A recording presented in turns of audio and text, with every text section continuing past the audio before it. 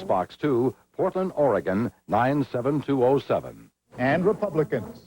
They're all the same. Democrats, Republicans, when they get to Congress, they forget about the people. I really don't see that they're doing much. There are a lot of problems domestically which I think are being ignored.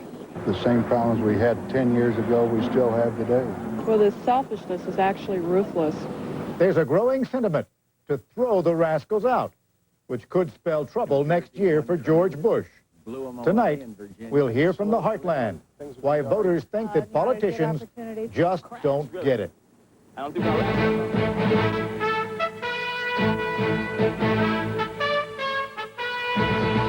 This is ABC News Nightline. Substituting for Ted Koppel and reporting from New York, Forrest Sawyer. Through the dust from yesterday's explosion at the polls, we've been able to read a message etched on the wall to incumbent politicians from the voters. If you want to keep your jobs, you had better start listening, which is what we're going to do tonight. The president's in Rome, Congress is hunkered down, and the voters clearly have something to say. So tonight, no pontificating from high officials. Tonight, you will hear what's got America hopping mad. Mad enough to throw out incumbents, Democrat and Republican, from New Jersey to Mississippi. Consider these events. In Pennsylvania, a one-time college professor who had never run for office came galloping from far, far behind and trounced the former governor and U.S. Attorney General for the U.S. Senate seat. Harris Wofford's platform, the Republicans have been feeding the fat cats and forgetting where they came from. If we can find hundreds of billions of dollars to bail out the S&L kingpins, we can find the will to help the decent, honest people who've been laid off in this Republican recession. Harris Wofford won big as a populist liberal. In Mississippi, the new governor-elect is another non-politician who ran as a populist conservative. Kirk Fordyce's platform, the Democrats have been feeding the fat cats and forgetting where they came from. I think what this wonderful victory is a mandate for change for the people of Mississippi. Incumbents were out of season in New Jersey and Virginia as well, with losses for the Democratic strongholds there. President Bush acknowledged today the message is sinking in.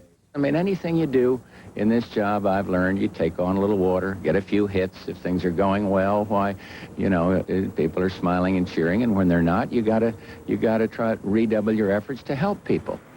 The president flew to Rome today to attend a NATO conference, but he has risked offending Japan by canceling a long-planned trip there later this month. The criticism that he's been globetrotting and forgetting where he came from may be hitting close to home. We have assembled 4 key people across the country who have been watching these political changes and all this turmoil, and tonight they will tell us what they hear America saying and what it means for the coming presidential campaign. James Carville, you were there directing things for the Wofford campaign. What did you hear from the voters? Well, you heard frustration. People are more afraid than they are angry. I think that they don't think that the government in Washington looks out after their interests. I think that they looks out the interests of overseas, it looks out the interests of wealthy people, and to some extent looks out to the interests of the very poor. But the huge number of people in the middle class feel very frustrated about the way the government treats them and very concerned about the economic future of this country. Bert Kennedy, you were doing polls for the Fordyce campaign down in Mississippi. Now, you have to say that Wofford and Fordyce are 2 very different animals, but are the voters feeling the same kinds of things, or is it different? Yes, they are, Forrest. In Mississippi, the voters elected Kirk Fordyce because they believe the political system is broken. Voters can't change the system. All they can do is elect new leadership. The system's broken, get a new leader. Kirk Fordyce told him he would change it, and that's what I think he'll do. Molly Ivins, columnist with Dallas Times-Herald. Is this good news or bad news for the American political system? I think it's good news. I think people are cynical, disgusted, and pissed off about politics, and I think that's a perfectly rational reaction. What I'm glad to see is that they're no longer apathetic. Ronald Cedillos, you are the president of an aerospace firm, and you're a Republican fundraiser. You've been working in Republican politics for a long time. Is this bad news for all the incumbents who seem to be taking the ire so far? Well, I think all the incumbents should be concerned with the level of participation that the American people are exerting now in the political scene. There's going to be a higher level of accountability for anybody holding public office now. Exactly what are the American people upset about? What do they want to see changed? And what does that mean for the future? That's what we're going to be talking about when we come back.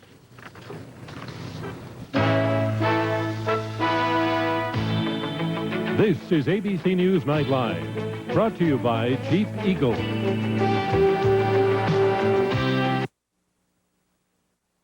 Your Eagle Summit's roomy, but you used to carry all that in your Toyota Tercel. But now I also have room for my boots. Your boots? Yep.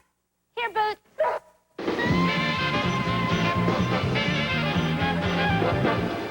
When are you going to get a sporty new Eagle Summit? Hey, there are other cars to consider. How about Toyota Tercel? How about Nissan Sentra? How about $500 cash back? How about tomorrow?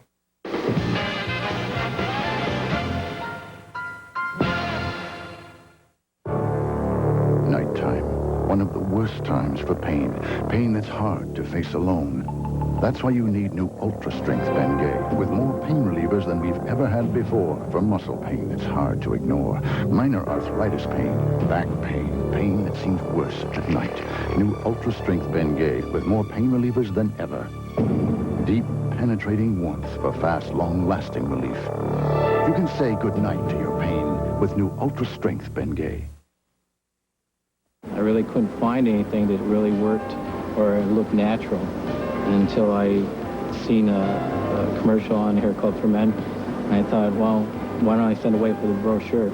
Our booklet contains a comprehensive discussion about hair loss, Hair Club's non-surgical strand-by-strand method, and our latest innovation, the Polyfuse method, which literally fuses top-quality human hair to your own hair. When I went to the Hair Club and I got my system, it really gave me more ways to be able to do my hair, and I could do it in more of a 90s fashion, and that made me feel a lot more comfortable when you're in clubs and, you know, wanting to ask people to dance, and you don't want to look like you're 40 when you're 24, 23 years old. Once I had the process done, now I can be spontaneous. I can swim when I want to and not worry about my hair until I'll dry my hair, get out, catch some rays, and the wind doesn't affect me anymore. I don't mind the wind at all. And by the way, I'm not only the Hair Club president, but I'm also a client. Thursday, she got custody of the kids. He kidnapped them, hiding them in war-torn Yugoslavia. We go with her as she tries to get them back. Prime time. Thursday. What's the message from these remarkable elections that we have been witnessing? Mr. Carville, you told us just a moment ago that the people are very dissatisfied with what they're seeing with the political system. Let's dig just a little bit deeper now. Is this a kind of general dissatisfaction that is not expressed in any particular way? Or are they aiming it at something? I think they're frustrated, Forrest. I think you got personal income in this country is stagnant. I think they see economic growth is not growing. And they see Washington spending time on things that really don't matter to them. I think when they look at Congress, they see them spend a lot of time on the Gates nomination, or even the Thomas nomination, which, you know, captivated the country, but 2 days after it was over, it was gone. And they feel like they can't pay for health care, that two people are working, in danger of losing their jobs, the schools are not going anywhere, and there's just a sense of frustration, and to them it looks like the government doesn't pay attention to things that matter to them, and I think that's what you saw expressed, and I know in terms of Senator Wofford, he expressed those concerns. I can't say about Governor-elect Fordyce, but I suspect that's pretty much what happened down there also. How about it, Mr. Kennedy, is that right? Yes, it is, but it's more than just what James is talking about in Mississippi. It's a matter that the system is encumbered to the point that the system can't operate. The system cannot do what the voters want it to do. Bad schools, unemployment, poor road system, last in terms of poverty and education, but nothing's happening. A lot of promises, and the voters are simply reacting and saying, if we can't change the system, we can change the leadership, and let's reach out and get someone who's not a career politician. Wait a minute, let me see if I hear what you're saying. You're saying that the system itself is in the minds of an awful lot of people the thing that's broken. It doesn't mean just change the politicians. It means revamp the whole thing. Absolutely. We're asking a number of questions around the country that say, how do we solve the problems? Do we bring more money in? Negative. Do we change the leadership? Maybe so. Or is the entire system broken to the point that it needs overhauling? We're finding more than 50% of voters in every state saying, overhaul the system. It's broken. But all I can do is elect new leaders. And what I think Kirk Fordyce's message was that he would overhaul the system. Now, go ahead. I don't know. I can't go in a senatorial election. I can't go to the system, but I think that they feel like the system that we have is not working for them, and the system that we have in terms of the president and Congress is not paying attention to things that matter to them. And I do think that the sort of wake-up call metaphor is appropriate here. And I think if the Republicans, in terms of the federal government, are going to go around and tell people who are working, whose income is being squeezed, that what this country really needs is a capital gains loophole for people making over $200,000 a year, I mean, I think that's insanity. But Ms. Ivins, take a second to look at this. We've got these two completely different candidates. One a very conservative man, one a liberal, and it appears that they're both coming from the same place. Can that be possible? Yes, it is to some extent. I think one of the commonest phenomena you see in American politics is misplaced anger. I do think that people understand the system's broke and it needs to be fixed. Who they get mad at, of course, is always subject to manipulation of campaign consultants and TV ads. Blame this person, blame that person. There's always some scapegoat. Congress blames the president blames Congress. People are sick of that, too. I do think the system's broke, but I think it's relatively easy to fix. Of course, I'm always optimistic to the point of idiocy. I think the first thing we need to do is fix the way campaigns are financed, and I realize that's not real high on a lot of people's list. They're a lot more concerned about the economy and health care and so on. But let me tell you something. The oldest saying in politics is you dance with them what brung you. And it doesn't matter whether we limit terms or throw all the rascals who are in out and replace them with new rascals. They're still going to be dancing with those what brung them. And that's big special interests in this country that have an undue amount of influence on the legislation passed in every state house and on Capitol Hill in Washington. That's what you're hearing, Mr. Cedillos, from an awful lot of people, is that it's the fat cats. You can hear it from the left, you hear it from the right. It's those guys who've got money who are running us into the ground, and we're back here trying to do the best that we can. And you in Washington have done this to us, and you in Washington are not listening to us, and by golly, you're going to listen to us this time. Is it that strong? Well, Forrest, I can speak at least out here in California. What we're hearing from the political pundits that there's going to be a tax break for the fat cats or the rich, that's precisely the sort of rhetoric that the average working fellow out here is fed up with. Most people in California, at least, understand that over 95% of all the employment comes from independent businesses here in California, and close to that amount across the country. What that means is that if entrepreneurs are not rewarded for growing their companies, providing jobs, providing income, which in turn pays taxes, provides revenue for the state and federal government, but that then allows for a healthy state or federal government to operate. They're forgetting the critical link there of a growing economy and a business-friendly environment, both at the state and federal level. Yeah, but I think there still is a problem beyond that. Look, any major state senator is in office for 6 years has to raise $5,000 a week in order to get reelected. Now, he's not raising $5,000 from small businessmen in Bubba. He's raising $5,000 from a bunch of big corporate special interest political action committees. I think Molly's right, but the problem with that is there's only one solution, and that's public financing, and the voters don't want that. And you're going to be asking politicians to do something that's tough for them to do, and that's to pass something that the voters don't. And every time people that want public finance and pass it, the Republicans come up and say, we're just going to throw money at politicians, and it's an argument that the public buys. I think people in the system understand that public finance would be good, but it's a pretty hard thing to carry out, a message to carry in a campaign, and it's a pretty tough vote to defend. Well, again... Hold on a second. Mr. Kennedy, I think one of the things that I'm hearing Mr. Cedillo say is that there is a danger in this anger, that maybe it'll stir some change, but at the same time, it could get carried away. And the system could start ratcheting off into places that a lot of people could be scared about. Forrest, that was an inaccurate statement. Federal campaign laws regulate that a maximum of $1,000 per person per election cycle can be contributed. So the statement that $5,000 tickets are being sold is it just isn't so. I didn't make that statement. All right. Well, thank you for the correction. Mr. Kennedy, the question stands to you. In Mississippi, Kirk Fordyce introduced himself at every campaign rally as a businessman. But I think one of the things that we've missed in Mississippi is that Ray Mabus outspent Kirk Fordyce 6-1. Much higher intensity message, but look what happened there. In Mississippi, businesses are not the problem. Kirk Fordyce was elected because he was a businessman and wanted to bring business interest. All right, look, let me make my point a little more clear. In Louisiana, you have David Duke running for governor, and David Duke is a former member of the Ku Klux Klan, in fact, a former Grand Wizard of the Ku Klux Klan. A lot of people are worried about that, including the President of the United States. And there is a feeling on the part of some people who are watching that campaign that there can be a kind of demagoguery that can enter into this, and that there may have been, some people have claimed, even a kind of demagoguery that's entered into the Fordyce campaign. Well, sure, that's one of the oldest dogs that still hunts. It's a classic in Southern politics. When things go wrong, you blame Mr. Black. I mean, that's a very, very old standard appeal. That's not just Southern politics, Molly. Yeah, but Well, that's right. Yeah, that's all over, you know. It works almost everywhere. And that's, again, though, I listened to John Sununu the morning after David Duke make it into the runoff, said, well, there ought to be a line on that ballot where folks could vote no. They did vote no when they voted for David Duke. That's exactly what they were doing. That's as far from establishment politics as you can get. And were you hunting that dog as well, Mr. Kennedy, or was No, the not at Fordyce all. In campaign? fact, the Fordyce campaign, I've heard a lot of similarities drawn between that and David Duke, and we're doing a great deal of polling in Louisiana now. But they're two different campaigns. Race was not an issue in Mississippi. Is that right, Ms. Fordyce- Ivins?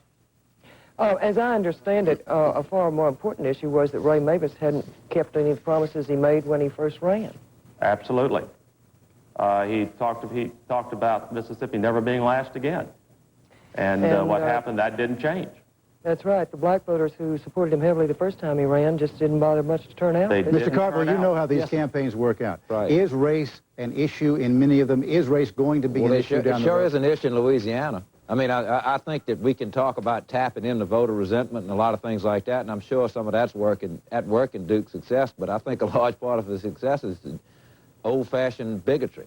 And as a Louisianan, it pains me to say it, but I think that's one of the dynamics that's at work there, and I don't think it's a real subtle thing. Let's pause for just a moment. Let's look ahead at what the message is that's being sent by these elections and see what it means for 1992 when we come back.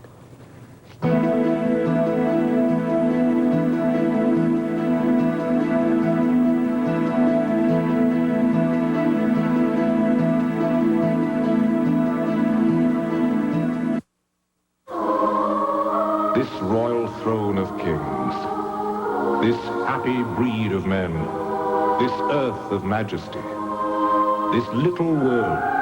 The airline that's uniting the world, United, brings you nonstop service from 6 U.S. cities to London's Heathrow and the land of poets. This blessed plot, this earth, this realm, this England. Come fly the friendly skies. Excuse me. Don't mind if I do. These are good. Hey, save some for me. For over 50 years, early California olives have been so firm, so delicious, they disappear right before your eyes. Early California olives, the perfect olive, is a tradition with us. About the only thing that tastes better than a Vlasic pickle is another Vlasic pickle. Vlasic pickles, the taste you can count on. Now you can have beautiful custom aluminum mini blinds for any room in your house at prices you can't get anywhere else during Pay and Pack's big custom mini blind sale. For as little as $4 and only $23 for a full-size 40 by 60 window, you can choose from 40 colors. Just bring in the measurements and we'll have your new blinds to you by Thanksgiving. Guaranteed. Custom aluminum mini blinds at the lowest prices of the year. Sale ends Sunday at Pay and Pack.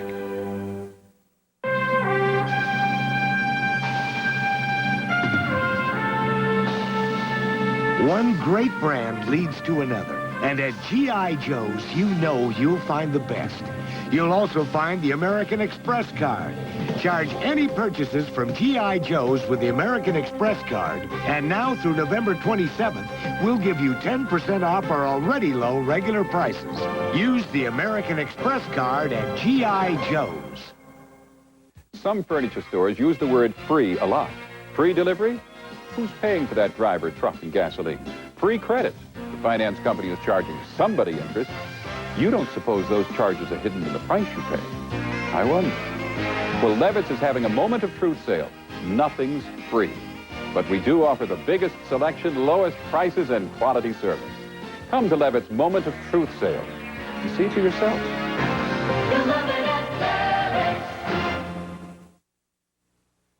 Thursday, 3 powerhouse women of Washington. One of them broke the Anita Hill story. Politicians fear them. Nobody wants to mess with them. Prime time. Thursday. The Amazing Planet Earth. Tomorrow, explore a world unto itself, the mysteries of a cloud forest. Then Can We Talk? Joan Rivers here on Good Morning America tomorrow. We've talked a little about what the people think is wrong. Let's talk about what they seem to be saying they would like to have happen. Mr. Cedillos, in Pennsylvania, Harris Wofford ran on the idea of a national health care system. In other places, we're hearing that people would like less government, less taxes, something along those lines. How do you marry those two? Are they sending disparate messages? Well, you can't have increased social programs without paying for it. The money has to come from someplace. So if you have additional programs, there's going to be additional taxes. An answer to that would be what I am hearing in California and what other business people are telling me here on the West Coast is what they want is economic stability and indeed economic prosperity. And that overregulation, excessive taxes on placed on business and personal income, which will thwart the growth of their companies and their industries. That's what's going to block the revenue that will go into the state and federal treasuries that will pay for these programs that everybody seems to clamor for. Help me out here, Mr. Carville. Are we getting mixed messages out of this? No, I don't think we're getting any mixed messages. I think people understand if you go to national health insurance, the government could save, according to Robert Wood Johnson Foundation, $241 billion a year. Richard Dorman says that 13% of GNP being spent on medical cost is unbearable in this economy. I think people want change, but what I think people want, they don't mind government programs, but they want government programs that work for all people and work for middle-income people. I never heard anybody brag about complain about a tax break for the wealthy. Oh, that's fine. Or you have a program that just benefits the poor, then okay, that's fine. But I think when people want national health insurance it's a program that's going to benefit people across the board, and it's going to save this country a tremendous amount of money. And Senator Wofford was able to tap into that vein and tell people it's time that the government do something for you. They do something for everybody else. They give tax breaks to corporations. They run around the world doing something for these folks, and it's time to take care of our own. And I think that's the salient message out there. You know, Ms. Ivins, I know that some people were saying that if Dick Thornburgh, who was the former U.S. Attorney General running against Mr. Wofford, if he had said what he's talking about is socialized medicine and what he's going to do is dip his hand into your pockets, then he would have had a little better chance. Is that right?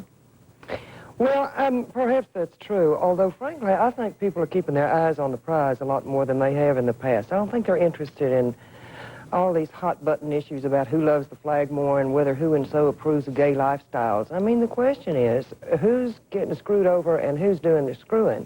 And I think people are really keeping their eyes on that these days. I think there is a real understanding that the system is not fair. I can't be as colorful as Molly, but I think that what people, I think to some extent what she's saying is right, but I think that people think if you work, you pay the taxes, and you fight the wars, the system at best doesn't care about you. At worst, it's working against you. Mr. Kennedy, what does that mean as we look ahead now? We start pointing toward 92.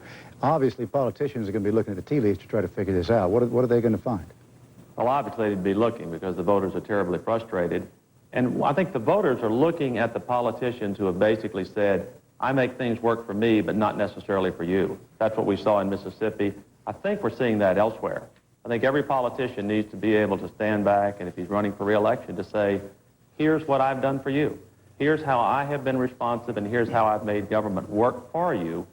And so you don't have this kind of disenchantment, disenfranchisement that we're seeing around where people are saying education isn't working, we're putting enough money into it, make it work and make it work for me. But you remember that the last presidential campaign, Ms. Ivins referring to that, we had people wrapping themselves in flags and doing photo opportunities and talking about who's more patriotic and who's not. Are we through with that? Yeah, I think we are. In Mississippi, one of the things that we saw with Kirk Fordyce is very straight talk. He's a two-fisted guy who looks in your eye, tells you how things are, and Mississippians like that. We saw a groundswell from rural white vote that typically does not vote Republican. Mr. Cedillos, does it matter if you're a Republican or you're a Democrat these days? Is that important?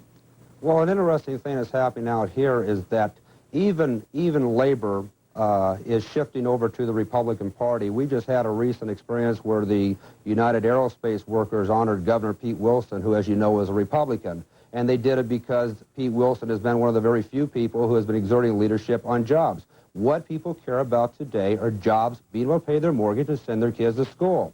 The social problems that are social issues that people are bringing up are really taking a second seat or a back seat to economic stability. And I keep saying that, but I cannot tell you or be emphatic enough on how important that is out here in California. And anybody looking at a national office has got to understand the electoral votes that are out here in California, and they are directly tied to economic prosperity. I think Mr. Carville was being a little modest when he was talking about his recent win. I'm not quite so sure that it was tied as tightly to this referendum that he was speaking about as it was to his own skills on being a political consultant. I think he just... All right, let me ask that. Mr. Carville, jump in here. We got a little bit of time left. Let's talk about President Bush. Now, Mr. Wofford said what we're talking about is a message that's going to Congress and the President. The President's going, well, really, it's mostly to Congress.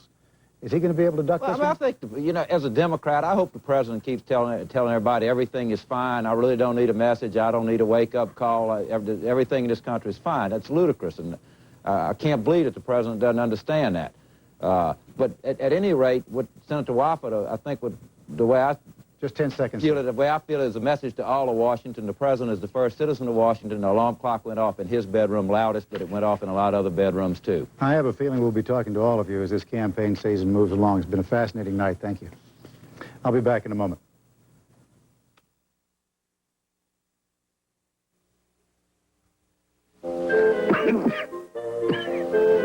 When you're the person who doctors the family, you're on call day and night. And since coughs can be extra annoying at night, that's a good time to doctor that cough with Robitussin. Because more doctors and pharmacists recommend Robitussin That should do it. than any other cough medicine. Robitussin, recommended by more doctors, pharmacists, and Dr. Mom. Right now, America's most popular brand of appliances is on sale at Sears Brand Central. What are you doing? Where this 21 cubic foot Kenmore top mount and 22 cubic foot Kenmore side by side are at their lowest prices ever. Introducing Glade Plug-ins Potpourri. Plug it in the fresh in the air. Plug it in the fresh in everywhere. Plug into freshness with Glade Plug-ins, now in Potpourri. Plug it in, plug it in. How do you improve a design like Ford Taurus? With no negatives, you simply accentuate the positives. Aerodynamic design becomes slipperier. Instrumentation and controls become handier. An inviting interior becomes friendlier. And in the end, the most award-winning car in its class becomes even classier. The new Ford Taurus. Have you ever wished the good things in life could get even better? Have you driven a Ford lately?